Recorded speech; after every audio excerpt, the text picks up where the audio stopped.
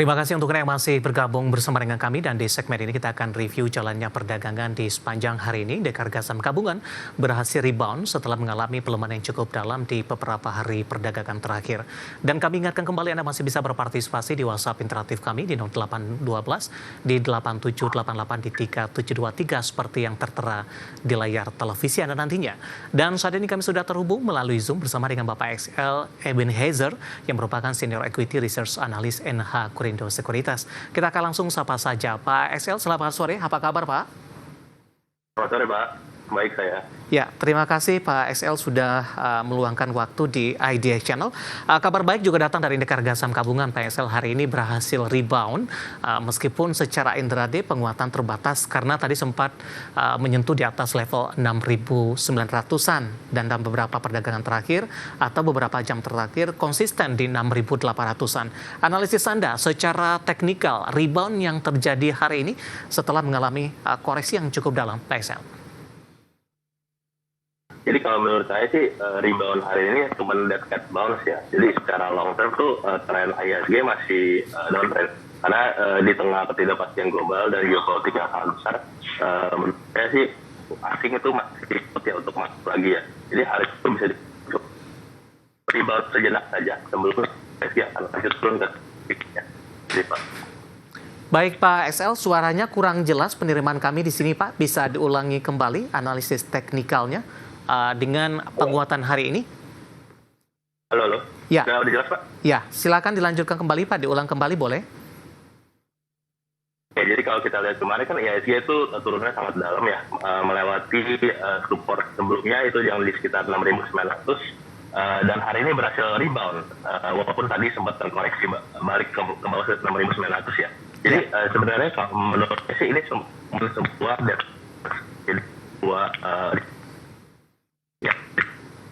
sebelum nanti IHSG akan turun kembali ke arah support berikutnya. Ini dikarenakan tensi geopolitik dan juga uncertainty global yang cukup besar ya. Jadi bisa dibilang investor-investor terutama asing itu masih takut untuk masuk lagi ke saham-saham kita. Jadi buat para investor sih saya sarankan untuk lebih positif aja karena saja minggu ini IHSG akan lanjut turun ke support berikut di 6.500 ataupun 6.600. Seperti itu Pak. Baik, Pak XL, kita akan jeda terlebih dahulu. Nanti kita akan coba perbaiki dari sisi sistem yang ada. Suara Anda masih kurang jelas, penerima kami di studio. Nanti kita akan lanjutkan dan pemirsa telah bersama kami akan segera kembali sesaat lagi. Ya, pemirsa masih di IDX Session Closing dan kami juga masih menggunakan Anda untuk bisa berpartisipasi di WhatsApp interaktif kami di 0812 di 8788 di 3723 seperti yang tertera di layar televisi Anda nantinya. Kita akan coba sapa lagi Pak XL. Halo Pak XL, selamat sore. Dengar suara saya dengan jelas, Pak? Halo, sore Pak. Jelas sore. Oke, Pak XL tadi sudah dibahas di sesi sebelumnya. Anda mengatakan ini momentum penguatan hanya akan bersifat sementara saja. Sementara posisi dari Dekar Saham Gabungan ada potensi untuk mengalami pelemahan kembali. Support dan resistennya, Pak XL? Ya, jadi untuk support IHSG saat ini ada di 6.500 sampai 6.600. Dan untuk resistennya itu di harga sekarang ya, yaitu di sekitar 6.800 sampai 6.900. Baik, bagaimana Anda melihat posisi penguatan Dekar Saham Gabungan dari sisi fundamental, sentimen dari gencatan senjata, meskipun hanya bersifat sementara antara Israel dan Iran, Pak XL? Ya, betul sekali Pak. Jadi sebenarnya itu gencatan senjatanya kan kemarin diumumkan oleh Presiden Donald Trump ya. Tapi kalau kita lihat historinya, Presiden Donald Trump ini sering sekali asal bunyi. Jadi banyak juga pelaku pasar itu masih takut-takut nih, apakah ini beneran ada gencatan senjata atau tidak. Karena kalau dari si Iran dan Israel belum ada pengumuman gencatan senjata tersebut gitu loh. Jadi ini market itu sekarang tuh masih sentimennya masih wait and see apakah positifnya kita lihat ya kemarin setelah Amerika menyerang fasilitas nuklir respon Iran itu lumayan lemah. Mereka hanya menyerang military base Amerika di Qatar dan itu pun mereka beritahu dulu kalau mereka mau menyerang. Jadi ini sebuah tanda yang kalau Iran itu sebenarnya pengen dieskalasi. Jadi hopefully sih emang benar ya ada gencatan senjata dan potensi perangnya mulai. Baik, bagaimana Anda melihat apakah memang di tengah ketidakpastian perubahan Trump yang bisa berubah dengan cepat dan itu juga yang membuat dari ISG hari ini penguatannya lebih ke arah terbatas, Pak? Yes, betul banget Pak. Jadi untuk hari ini penguatan ISG itu lebih ke short term aja seperti yang tadi saya sebut. Dan nanti untuk long term momentumnya kita harus nunggu nih. Nanti itu beneran nggak terjadi. Lalu gimana itu respon Israel dan Iran juga.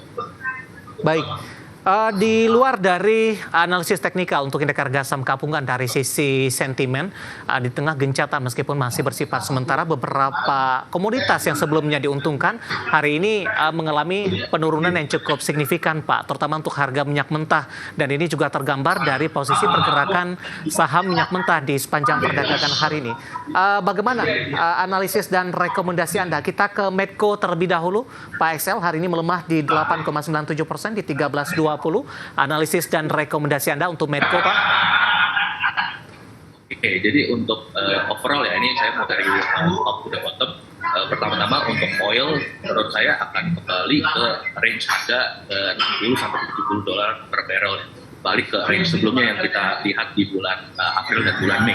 Ini dikarenakan tadinya kan tetap kalau Strait of Hormuz akan ditutup ya oleh pemerintahan Iran. Tapi kita lihat kalau penutupan ini tidak terjadi. Jadi kita bisa lihat banyak sekali koreksi di saham-saham minyak mentah seperti yang tadi Bapak bilang.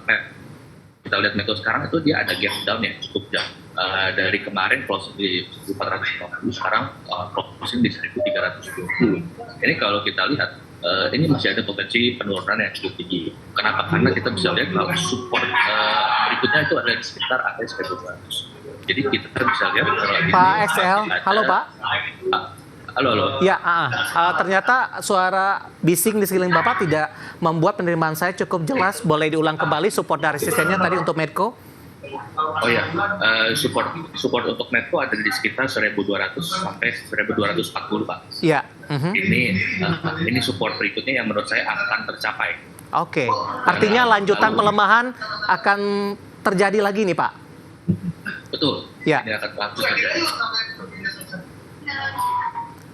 Rekomendasinya dengan pelemahan dalam hari ini untuk Medco? Rekomendasi saya wait and see dulu Pak. Jadi kita tunggu dulu sampai harganya kembali ke support di 1.240. Baru kita boleh lihat untuk apakah ini ada potensi untuk rebound, technical rebound kembali ke resistance. Oke. Penutupan 8,97% di 1.320. Dari Medco kita bergeser ke saham energi lainnya Pak. Ada energi juga, ENRG. Hari ini juga koreksi dalam di 9% di 350. Analisis dan rekomendasinya di tengah pelemahan dalam hari ini untuk energi. Jadi sama Pak, kayak Medco, energi kemungkinan besar akan lanjut koreksi ke area support di sekitar 110. Ini support terdekat. Jadi kita untuk rekomendasi saya baik wait and see, tunggu apakah ini akan tercapai support di 330. Lalu misalnya ada tanda-tanda momentum bearish berhenti dan ada rekor small, baru kita rekomendasi untuk supply. Tapi mungkin satu lagi yang saya mau tambahkan, area support ini di 300 sampai 310 merupakan juga area Fibonacci retracement 50%. Ya, berarti ini sebuah area yang cukup wajar untuk terjadinya retracement. Baik, Pak XL, sekali lagi saya tidak mendengar dengan jelas Pak apa yang Bapak sampaikan terkait noise suara yang di mana Bapak diwawancara untuk saat ini. Bisa diulang kembali singkat saja untuk energi, support dan resistennya Pak? Oke, support energi di 300 sampai 310 dan resisten ada di 39 sampai 400. Baik, penutupan hari ini di 350, melemah di 9,33% untuk energi.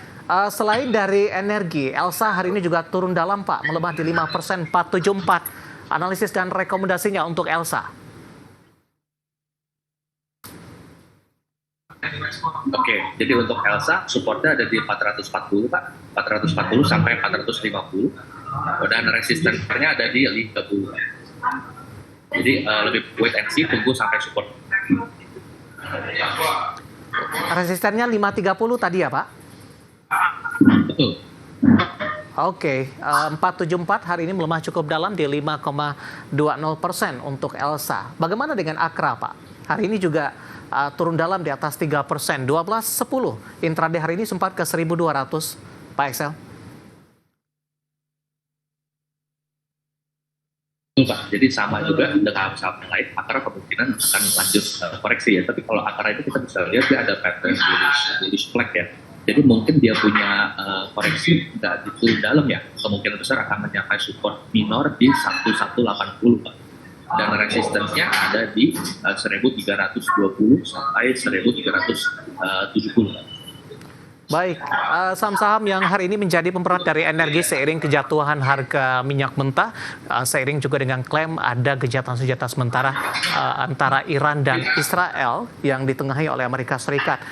Kita beralih dari energi, kita ke keuangan, Pak. Saham-saham perbankan big cap hari ini tampaknya menjadi penopang terbesar. Meskipun beberapa sahamnya justru penguatannya sudah mulai terbatas, BBRI sempat di atas 2%, saat ini ditutup menguat di 1,61%. Dengan masih adanya potensi pelemahan yang Anda sebutkan tadi dalam jangka pendek, apakah memang perbankan big cap juga masih rawan, Pak, untuk kembali mengalami koreksi setelah menguat signifikan hari ini? Betul, Pak. Sama seperti saham-saham yang lain, karena ada tingginya uncertainty global, akan sangat sulit ya untuk big banks ini melakukan rally yang panjang nih, Pak. Jadi untuk saat ini lebih wait and see juga. Kita apakah di bawah hari ini benar cuma sejenak. Kalau misalnya bisa sustain, oke, nanti bisa kita buy on weakness. Cuman untuk sekarang lebih wait and see. Analisis untuk BBRI, Pak Excel?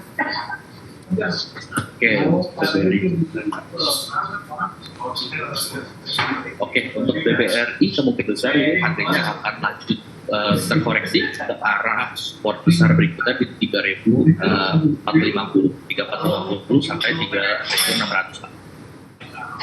Rekomendasinya dengan penguatan hari ini yang sudah mulai terbatas, Pak?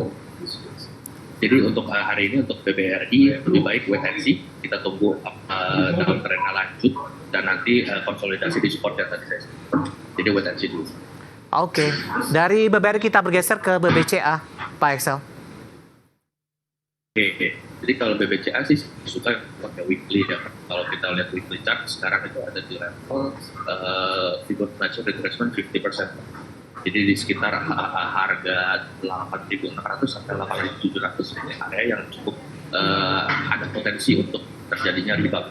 Tapi balik lagi kalau kita lihat fundamentalnya masih ada tinggi, jadi kita harus lihat juga sih, Pak. Gitu, Pak. Jadi lebih baik potensi juga, Pak. Oke, peluang ke 9.000 kembali cukup terbuka lebar tidak untuk BBCA? Belum sih, Pak, menurut saya ya. Menurut saya akan lanjut downtrend sebelum bisa balik ke 9. Penutupan hari ini di 8.775, menguat di 1,74% ini. Di mana dalam beberapa waktu terakhir, posisi dari BBCA sepekan terakhir melemah di 3,31%, year to date masih melemah di 9,30%. Analisis secara rekomendasi dari beberapa saham yang hari ini menjadi penopang dan pemberat indeks harga saham gabungan.